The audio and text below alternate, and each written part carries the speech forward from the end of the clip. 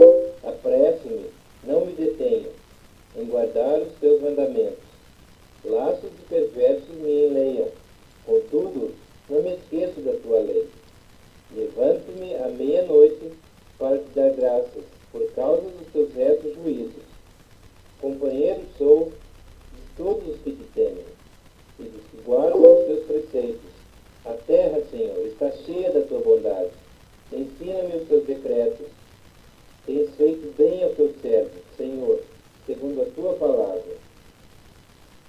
Ensina-me bom juízo e conhecimento, pois creio nos teus mandamentos.